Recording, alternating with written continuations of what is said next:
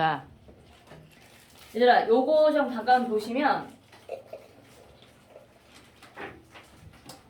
자, 일단은 여기에 예시답안 나와 있는 부분 있지. 용비어천가하고 비교했을 때 반치음하고 아래아 사용했다. 현대국어에선 사용하지 않는다. 그다음에 성조 표기를 하기 위한 방점을 사용했지만 방점을 사용하지 않는다. 그다음에 이어적기가 보편적이었다. 끊어적기가 그 다음에 나온다. 자, 하다는 무슨 뜻이었지? 많다. 는 뜻으로 사용되었고 행동이나 작용을 이루다. 자, 여름이라는 단어가 열매라는 뜻으로 사용되었다라고 얘기했고요. 그 다음에 문법 부분에서는 상대어필 선어할 어미가 존재했었지. 이나 잇. 상대어필은 종결 표현. 그러니까 종결 어미를 통해서 실현되고 있으니까 지금의 문법 실현 방법과 조금 차이가 있겠지, 얘들아. 그 다음에 이거 좀 제일 중요한 부분이지. 주격조사는 이만 사용되었지만 현대국어에서는 이와 가가 있다. 대신에 이의 형태가 여러 가지 형태로 존재를 했었다라는 거지. 자, 그 다음에 이거 되게 중요한 문제인데 요거 한번 볼까요? 스위스의 언어학자 소시리는 시간의 모든 것이 변화시킨다. 언어라고 해서 이 보편 법칙이 벗어날 리가 없다. 한마디로 보면 역사성을 의미하는 거지. 자, 라고 말했다. 즉 모든 단어에 변화하며 어휘 전체의 체계나 양상도 변화한다. 그러니까 다 변할 수 있다는 얘기야. 소멸되기도 하고요. 새로운 대상이 생겨나게 되면 단어가 생겨나기도 하고 그 다음에 좀 더 번성하는 시기가 있다가 어느 시점이 되면 사라지기도 해. 그치? 자, 그래서 이제 작은 시냇물들이 모여 강을 이루고 다시 강들이 모여 바다를 이루듯 개별적인 단어 하나하나도 변화하며 이런 변화의 물결이 모여 어휘 전체의 체계나 양상도 변화하는 것이다. 자, 우리가 어휘의 변화를 논의하는 것은 이에 대한 통시적이라는 것은 뭐냐면 시간의 흐름에 따라라는 뜻이거든. 그러니까 공시한적이라고 얘기하는 거는 어떤 시대가 같은 시간 안에 있는 걸 의미하는 거고 통시는 뭐냐면 시대의 흐름을 얘기하는 거예요. 알겠지? 자, 통시적 지식이 현대국어를 이해하는 데 도움을 주기 때문에 다음의 예를 한번 살펴봅시다. 무슨 말인지 아니? 현대국어만 봤을 때는 설명이 안 되는 부분들이 많이 있어. 예를 들면 얘는 지금 좁쌀이잖아. 근데 현대국어에선 얘는 어떻게 표기되는 줄 알아?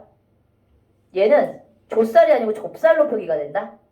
잘 생각해봐. 합성어거든?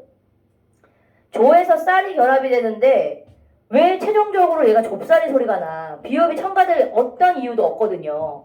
근데 그런 흔적이 중세국어 때 어두자음군에 해당하고 있는 비읍 계열에 해당했던 어두자음군의 흔적에서 비읍이라는 게 그때 생겨났었던 것이 여기에 소리가 덧나는 형식으로 드러나는구나 라는 흔적을 볼 수 있는 거예요. 그래서 대체로 현대국어에서 딱 봤을 때 그 상황에서 설명할 수 없는 부분들을 거슬러 올라가다 보면 우린 그게 통시한적이라고 얘기하는 거지. 시대를 거슬러 올라가다 보면 중세국어에 이런 형태를 가지고 있었던 자음의 형태가 있었구나. 어두자음군에서의 근거를 찾는 거야. 자, 그 다음에 이제 암탉이라는 단어는 우리 많이 배웠었지. 지난번에 했었잖아. 내가 막 하나 단어가 생각 안 나가지고 어떻게 저번 주에 되게 애먹었잖아요. 자, 히읗을 가지고 있는 히읗체 종성체언이야. 지금의 표기는 암탉이 되는 거지. 얘 같은 경우에는 비읍이 첨가됐다는 흔적을 여기서 찾는 거고 얘는 히읗 종성체언이었기 때문이지. 요런 형태로 보이고 있는 단어 뭐가 있지 얘들아? 머리카락, 암탉, 수탉, 안팎, 살코기 요런 단어들이 다 그 당시에 히읗을 가지고 있었던 히읗 종성체언의 근거가 되는 단어들이야.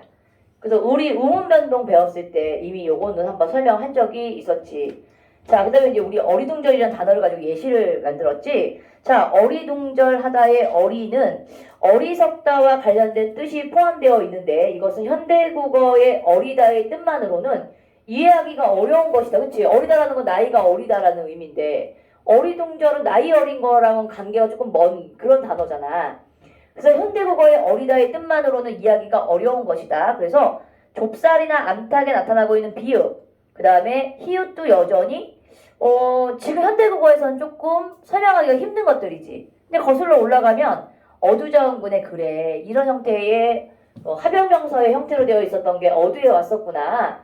이게 이제 비읍의 형태로 드러나는구나라는 걸 알 수 있고 히읗 종성을 가졌던 체온에 대한 이해를 통해서 명확하게 알 수 있게 된다라고 얘기했습니다. 됐지요? 다 했어? 이거 있잖아. 지금 저기 와 있거든? 밑에 저기 채점 받았어? 이리 와봐. 이거는 문제가 좀 이상해. 얘가 어여쁘게라는 단어가 원래는 불쌍하다라는 걸로 나와야 되는데 문제가 좀 되게 이상하게 나왔고 일단 답은 의미 축소가 아니고 얘는 완전히 의미가 뭐야? 이동이고 얘는 사실은 실어는 형태가 변한 게 아니라 사라진 거야. 주의해. 그러니까 문제가 이상한 거야 얘는. 그리고 자체좀 받았고 오케이. 이게 깨서 틀려. 이것만 부르시면 요거는 봐봐. 아니할세가 아니함으로라는 이유지. 비가 많이 와서 원인이지. 똑같이 원인을 나타내고 있으니까 얘가 1번이 돼야 돼. 알겠어? 네. 주의하시고. 잘했고. 그 다음에 저거는 빈칸은 교과서 채우면 돼. 네. 그 다음에 다음 주에는 시간 좀 다음 주에는 그 백발백중 푸는 거 볼 거야. 열심히 하시고. 그만 주무시고. 이거 가져가요? 가져가. 잘 가. 바이. 자, 이제 봐봐. 히읗 종성을 가졌던 체온에 대한 이해를 얘기했다라고 얘기했어. 넘어가 보자 이제. 요거 한번 볼까요? 요거도 똑같은 거예요. 히읗 종성 체온을 가지고 있었던 안과 박 합성어가 일어났을 때 얘가 근데 거센 소리 대기로 결합되는 형태가 보여주기가 쉽지가 않잖아. 안박이어야 되는데 안팎이 돼. 이게 바로 이제 히읗 종성 체온의 중세국어의 흔적에서 이걸 찾는 겁니다. 라는 거예요. 알겠지? 자, 요것도 한번 볼까 얘들아? 휩쓸다라는 단어의 요거 있잖아. 휘. 얘도 접두사에 해당한단 말이야. 그치요? 그런데 여기에다가 쓸다라는 건데 휘쓸다가 아니고 휩쓸다가 되잖아. 비읍이 첨가가 되는 경우 있지? 그럼 이것도 역시 뭐냐면 어주장군에 해당해 있었던 요 합연명사의 흔적이 현대국어에 나타나는 거지. 그 다음에 이제 제가 지난번에 얘기했지만 돕다라는 단어가 아라는 어미가 왔을 때 도와가 되는 요런 형태가 어떤 형태?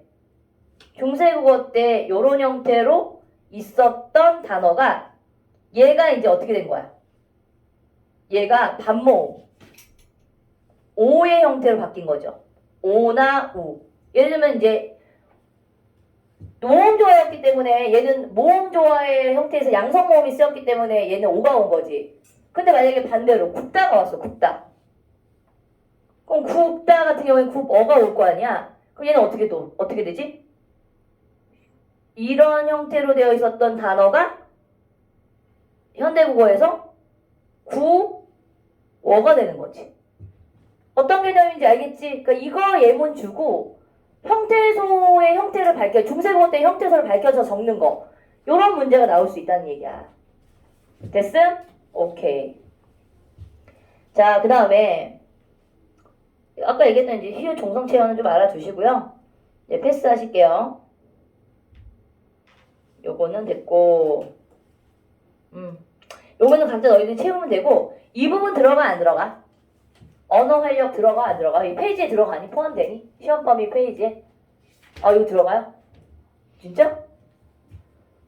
이건 별로 어려운 부분 아니니까 다음 주 책자 나오면 진행하고요. 일단 너희들 그 성탄제 있지? 그 시를 좀 보자.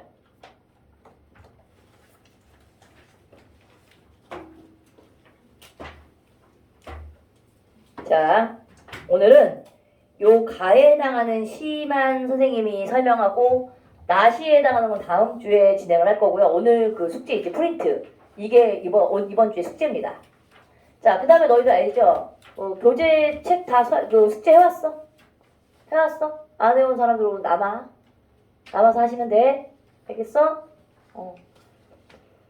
그 다음에 요거 한번 볼까? 자, 이 작품 있잖아. 얘들아, 우리가 이제 시가 갖춰야 될 세 가지 요건이 뭐지? 운율, 심상, 주제지. 근데 이 운율, 심상, 주제가 아주 완벽한 구성 안에서 완벽하게 이루어져 있는 작품.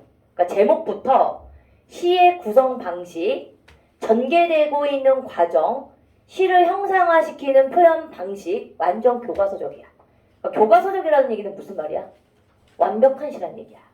어디 하나 나무랄 데가 없는 거지. 군더더기가 없이. 자, 일단 시가 이렇게 딱 떨어지잖아? 그럼 너희가 이해하기에도 쉽고요. 문제 내기도 되게 편해요. 그럼 무슨 말이야? 이 시에서는 나올 수 있는 문제가 아주 어떻게 보면 딱딱 정해져 있다는 거지. 공부만 제대로 하게 되면 이 문제는 어렵지 않게 해결할 수 있어. 자, 일단 너희가 이제 알아둬야 될 거는 성탄제라는 제목이 가지고 있는 이 성탄제의 제목의 의미는 마지막에 선생님이 이 시를 다 설명한 다음에 마지막에 다시 한번 언급을 할 거고, 그 다음에 이 작품의 특징은 뭐냐면 화자가 나라는 화자가 누구인가 요거를 좀 잘 생각해 보셔야 되고, 화자가 자신의 어떤 그 말하고자 하는 주제의식을 표현하기 위해서 어떤 방법으로 시를 형상화시키고 있느냐. 되게 중요한 게 우리는 되게 형상화란 말 되게 많이 강조하잖아. 형상화. 그러니까 형상화가 무슨 말이야? 원래 언어라는 것이 가지고 있는 건 눈에 보이지 않는 걸 구체화시키는 거, 아니면 좀 더 형태가 있는 대상물로 만들어내는 것, 창조물로 만든다는 거지. 되게 중요한 포인트예요. 그래서 이 시는 어떤 식으로 드러나고 있는지를 한번 볼게. 그래서 내가 아까 얘기했던 왜 이거는 이 시는 완벽한 구성을 가지고 있다라고 얘기할까? 이런 것들을 이제 시를 보면서 볼 거야. 자, 일단 첫 번째 연부터 보자, 얘들아. 어두운 방 안, 빨간 숲풀이 피고. 벌써 1년부터가 딱딱 대비적이에요. 어두운 방과 빨간 숲풀은 이미지의 대립이 일어나지? 그럼 얘는 일단 시각적 대비. 없어? 거기 앞에 있는 본문 보시면 돼. 아, 어딘가 넘기면 본문이 나와. 시각적 대비가 일어나, 얘들아. 자, 스탑. 가끔 가다가 시에서 대비란 말을 쓸 때가 있고 대조라는 말을 쓸 때가 있잖아. 어떻게 보면 대비, 대조가 둘 다 상반됐다라는 의미에서는 같아요. 근데 주로 대비라는 말은 언제 쓰니? 이미지. 이미지가 서로가 대립적일 때 대비란 말을 주로 많이 쓰게 되고, 대조란 말을 쓸 때는 의미적인 요소가 반대, 상반된 대리 의미를 나누었을 때 대립이란 말, 그러니까 대조란 말을 많이 쓰지. 근데 여기서 대조라는 표현보다는 시각적인 이미지가 서로가 상반되어 있기 때문에 대비라는 말을 쓰는 게 좋겠죠. 자, 방은 어두워, 얘들아. 그럼 어둡다는 이 단어가 주는 이미지는 뭐야, 지금? 일단 부정적 기운이죠. 부정적 이미지. 부정적. 또는 죽음. 이런 것들과 연관이 있는 이미지로 연결이 돼. 근데 빨간 숯불이 그 어두운 방 안을 밝히고 있다라고 볼 수 있지? 그래서 얘는 약간의 긍정적 또는 생명, 뭐 이런 것들과 이제 연관되어 있는 이미지를 연상시키는 거야. 빨간 숯불이 피고. 자, 이연에서도 대비적인 효과를 누리고 있는 대상이 나오지. 외로이 늙으신 할머니가, 얘들아. 늙으신 할머니야. 애처로이 잦아드는 어린 목숨을 지키고 계시었다. 그러니까 할머니는 어린 손주를 지금 돌보고 계시는 거지, 얘들아. 자, 그럼 여기서의 어린 목숨은 누굴까요? 여기서 이제 화자가 누구인지가 너희가 찾아야 돼. 화자가 밖에 있을까? 안에 있을까? 근데 이제 시를 읽다 보니까 뭐라고 나오니? 나라는 인칭이 나와 있는 거 보니, 아, 여기서의 이 어린 목숨은 바로 화자를 가리키는구나. 되게 중요해. 자, 외로이 늙으신 할머니, 그리고 어린 목숨, 나와 또 대비를 이루죠. 이미지에 대립이 이루어져. 그러면서 자, 이윽고 눈 속에 아버지가 약을 가지고 돌아오시었다. 자, 되게 중요한 거. 약을 가지고 돌아왔다라고 얘기했지, 아버지가. 그럼 이 약이라는 게 과연 뭘까? 자, 눈을 해주고, 아니, 생각해봐. 아빠 약국 갔다 온 거야? 근데 그 당시 약국이 있었던 그런 배경이 아니기 때문에 열이 막 끓고 있으니까 아이 열을 열을 내리려고 아버지가 이제 산수 열매 따러 돌아다녔던 거야. 잘 생각해봐. 근데 겨울에 산수 열매가 있겠니? 계절적으로? 쉽지 않겠지. 생명이 자라기 힘든 계절이었기 때문에. 근데 자, 3년에서 드디어 그러면서 이제 감탄이 나와. 영탄. 아버지가 눈을 헤치고 따오신. 자, 여기서 눈이라는 게 나왔지. 그럼 아버지가 아이를 구하기 위해, 자기의 소중한 아이를 구하기 위해 어디를 헤치고 지금 약을 구하러 가신 거예요? 눈을 헤치고 갔다 온 거지. 그럼 이건 아버지의 입장에서 이 눈은 시련과 고난이야. 아버지가 시련과 고난을 이겨내고 되게 중요한 붉은 산수유 열매 하나를 따오십니다. 자, 눈을 헤치고 따오신 그 붉은 산수유 열매. 아주 중요한 단어가 되겠지. 구절이 되겠지. 왜 중요한지 보자. 자, 그 다음 연을 보면 나는 한 마리 어린 짐승. 얘들아, 나 이꼴. 나를 갖다가 이 사람은 어린 짐승이라고 얘기했고 아까 위에서는 어린 목숨이라고 얘기했지? 무슨 표현 쓰고 있니? 운유법. 나 이꼴 어린 짐승. 나 이꼴 어린 목숨. 자, 그래서 나랑 또 대비를 이루고 있는 존재가 누구냐면 젊은 아버지의 자, 서늘한 옷자락에 열로 상기한 볼을 말없이 부비는 것이었다. 아버지 옷자락 왜 서늘해?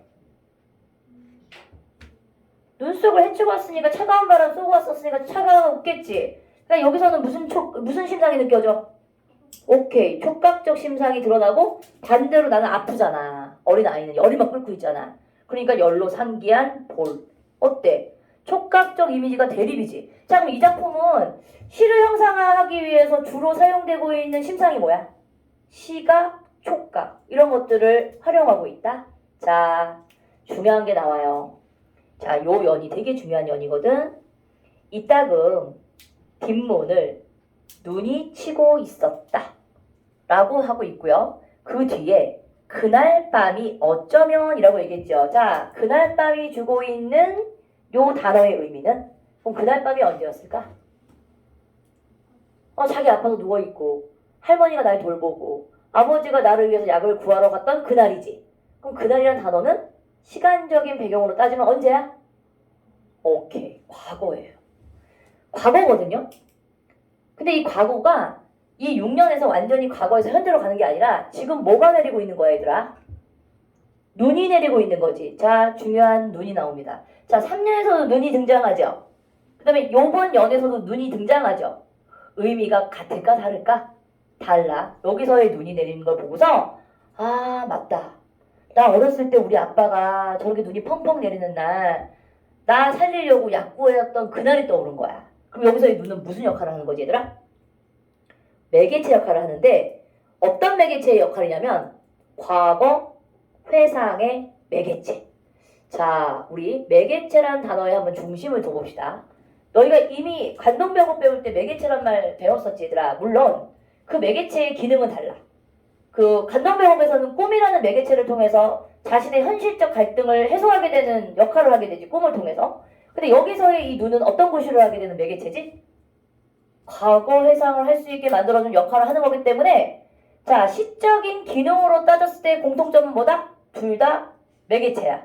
하지만 매개체의 의미는 당연히 다르지만 이게 바로 이제 시에서 얘가 어떤 기능을 하고 있을까 이런 문제가 되게 많이 나온다는 거야.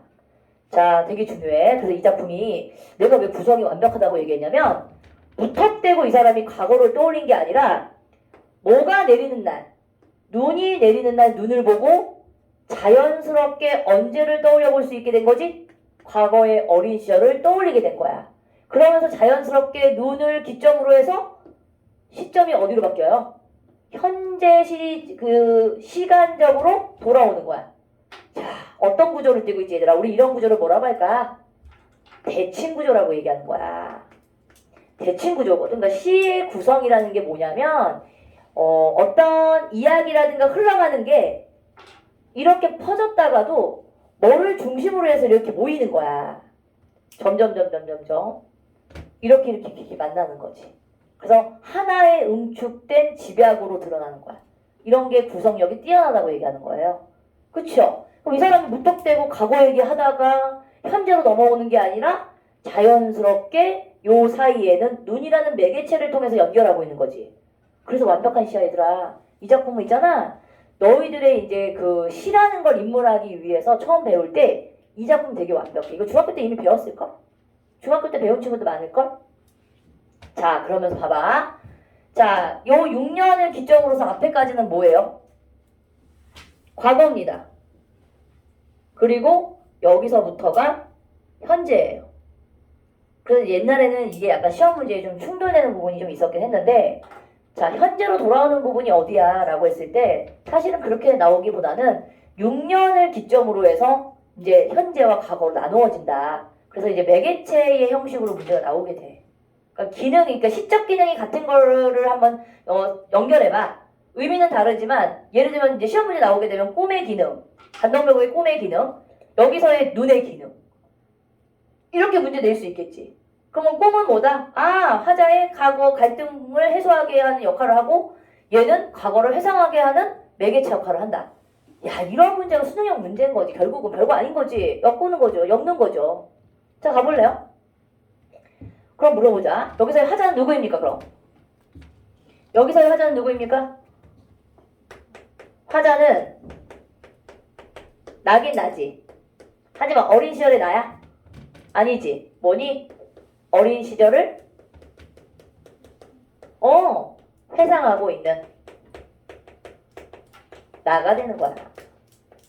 요렇게 너희가 찾아낼 수 있어야 되겠지. 자, 그런데 이제 보자. 이 사람이 지금 어떻게 되었냐? 어른이 되는지 어떻게 알아요? 어느새 나도 그때의 아버지만큼 나이를 먹었다라고 하는 거 보니까 어른 된 거야. 자, 그러면 과거는 어떤 공간이었는 줄 알아? 과거에는 아버지가 있었어.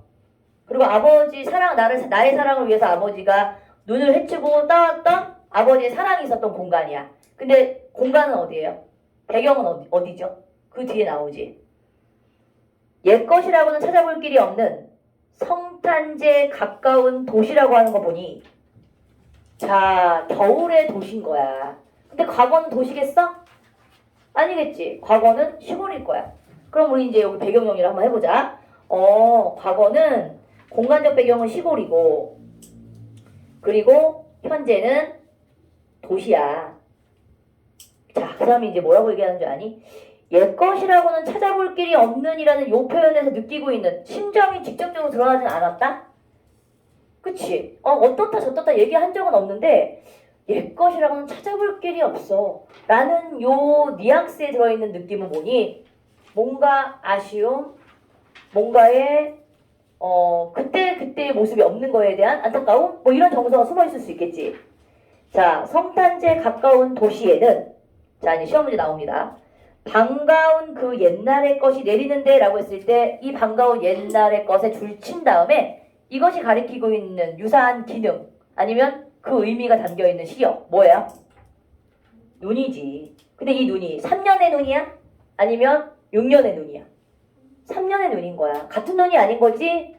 3년의 눈은 아버지가 나를 구하기 위해서 약을 구하기 위해서 해치고 갔다 왔던 시련과 고난의 의미였다면 6년의 이 눈이 과거의 상의 매개체인 동시에 그 다음에 그 반가운 옛날의 것을 의미하는 거예요. 그쵸?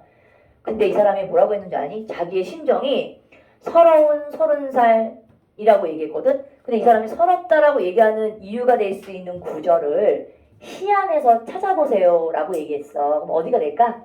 이 사람이 서럽다고 느끼는 이유가 드러날 수 있는 부분. 어디? 띠띠띠띠띠띠띠 어디? 이거지요. 서럽다라는 감정이 드러날 수 있는 근거가 될 수 있는 구절이 어딜까? 이 부분 때문에 그러는 거야. 자, 반가운 옛날 것은 내려오지만 나는 이미 어른이 되었어. 아버지는 늙었으니까 지금 이 자리에 없을 수도 있겠지. 그리고 옛날과 같은 시골은 아니고 도시야. 이미 메마른 도시의 어떤 문명사회가 됐을 거란 말이야. 여러 가지로 이제 그때 당시의 모습들이 뭐야? 안타깝게 이제 그리워지는 거겠지. 자, 불현듯 눈이 오는 날 누가 떠오릅니까? 아버지의 서늘한 옷자락을 느끼는 것은 눈 속에 따오신 산수유 붉은 아라리. 얘들아, 서늘한 옷자락과 산수유 붉은 아라리는 일단 얘는 촉각, 그 다음에 얘는 시각. 이 촉각과 시각의 이미지를 통해서 뭐를 형상화한 걸까요?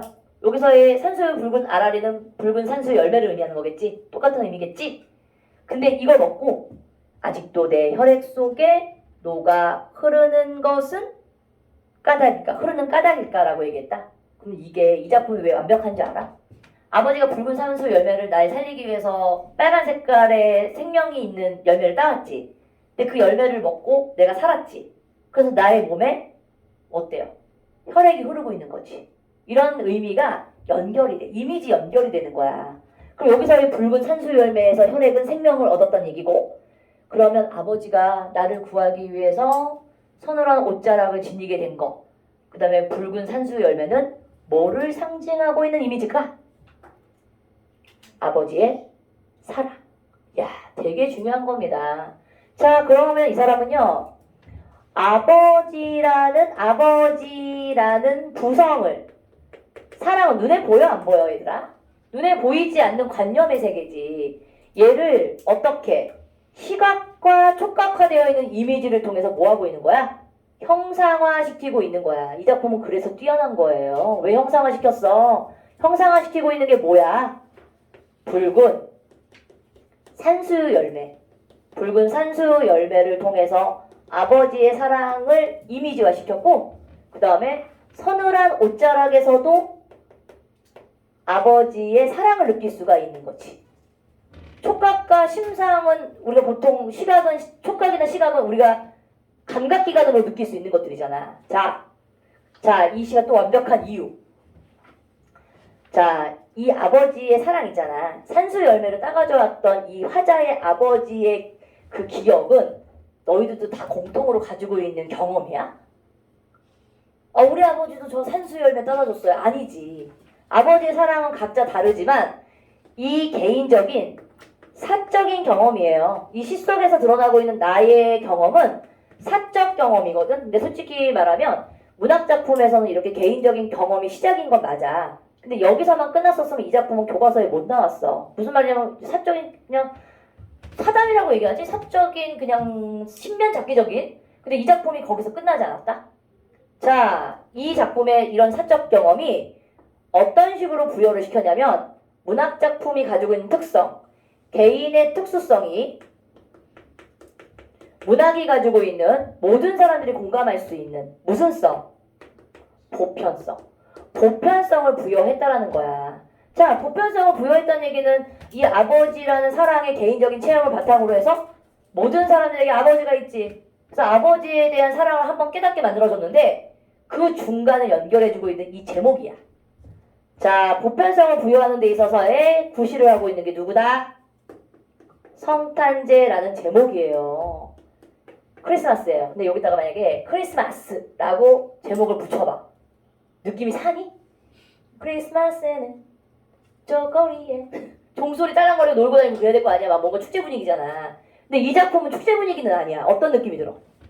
경건함, 거룩함, 막 이런 약간의 조금 이렇게 차분하면서도 뭔가 이렇게 아버지의 거룩한 사랑이 느껴지는 그런 느낌.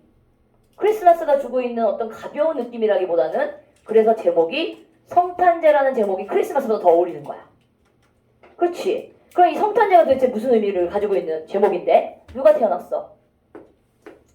예수의 탄생일을 의미하는 건데 예수의 탄생은 인류를 구원한 아버지. 물론 이 시인이 가지고 있는 기독교적인 사상이 밑바탕 되어 있었던 건 사실이겠지. 하지만 여기서 우리 할렐루야 하나님 믿으세요 이런 얘기 없잖아. 여기서는 결국 뭐야? 예수 탄생, 인류를 구원한 아버지.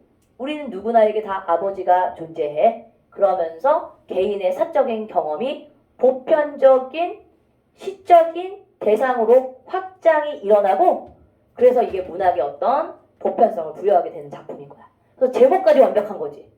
성탄제, 예수의 탄생, 그리고 이 예수의 탄생은 아버지의 사랑. 알잖아. 예수 그리스도는 우리의 아버지잖아요. 그쵸? 그리고 인류를 구원했어. 선생님 저는 기독교를 안 다닙니다. 그거 아니고 예수가 가지고 있는 이미지야. 인류를 구원한 아버지. 그리고 너희들을 다 포용할 수 있는 인류의 아버지로 이제 인식을 할 수 있기 때문에 보편화시킬 수 있는 제목으로 확장시킨 거야. 됐지? 그래서 이 시가 되게 완벽해. 구조부터 심상까지. 어디 하나, 뭐 하나가 비는 게 없습니다. 알겠죠? 자, 그래서 알아둬야 되는 거. 여기서 서늘한 옷자락과 산수의 붉은 아라지가 의미하는 건 뭐니? 아버지의 사랑을 추상적인 관념이지. 추상적인 관념을 뭐 했다? 이러한 촉각과 시각적 심상을 통해서 구체적 형상화를 시켰다. 그래서 되게 중요한 포인트가 되는 거야. 알겠어? 기억하셔야 됩니다.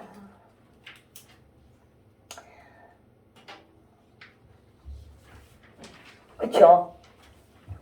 그리고 얘들아, 요 나시조는 그러니까 나의 시조가 아니고 나의 시는 어려운 시는 아닌데 이 작품 같은 경우에는 지금 한용운의 시야. 근데 한용운의 시 중에서 이게 작년 재작년 그러니까 요 올해가 아니구나. 작년 수능특강에 수록이 되어 있었던 수의 비밀이야. 그리고 이제 한용운의 시는 일단 기본적으로 누가 항상 등장하냐면 님이나 당신이라는 대상이 항상 등장을 하거든. 그래서 여기서의 이 당신과 님은 한용운에게 있어서 여러 가지로 내포할 수 있는 상징적 존재가 돼.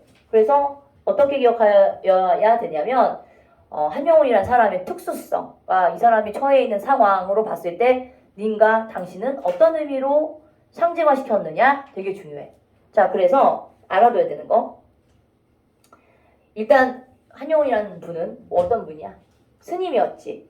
스님이었고 독립운동가였고 일제강점기를 살았던 사람이었단 말이야. 그리고 이 사람은 이제 원래는 스님이 아니었었을 때는 가정도 꾸렸던 사람인데 이제 스님이 되면서 이제 그 부처의 도를 따라가게 된 사람이지. 그럼 여기서의 당신과 님은 여러 가지로 해석이 될 수 있는 거야. 부처일 수도 있어. 그 다음에 이 사람이 따르고 있는 진리일 수도 있어. 일단 절대적인 존재인 거지. 또는 이 사람이 일제강점기에 처해 있다라고 봤을 때는 누구일 수도 있어. 조국일 수도 있는 거야. 그래서 이 님과 당신을 뗄래야 뗄 수가 없는 존재이기 때문에 다음 주에는 요거부터 시작을 하고 그 다음에 너희 관동별곡 뒤에 보면 그 시조가 수록되어 있는 게 있어요. 그쵸? 그거 시조 설명을 할 거고요. 그 다음 소유냐 존재냐 에릭 프롬 거 나와 있는 거 그거 다음 주에 진도 나갈 겁니다. 9단원이지. 그 부분만 들어가지 10단원 안 들어갈 거야. 그 다음에 요거 오늘 프린트 다 숙제. 숙제에서 다음 주까지 안 온 친구들은 남게 할 겁니다. 알겠죠? 그 다음에 클리닉에 한번 참석 안 했던 친구들은 요거 프린트를 다음 주까지 풀어올 수 있으면 풀어오시고 목요일날 나올 수 있는 친구들은 목요일날 나오세요. 알겠죠? 오케이? 그 다음에 그 조금 이제 좀 더 고칠 게 필요한 친구들은 선생님이 수업하기 전에 11시 반이나 12시에 와서 제시를 한번 보고 다시 한번 고치고 이런 작업을 좀 하자. 알겠지? 그러니까 시험 너희 한 3주밖에 안 남았어 얘들아. 열심히 하시고 오늘 설명 여기까지 마칠게. 나가는 건 2분 후에 갑시다.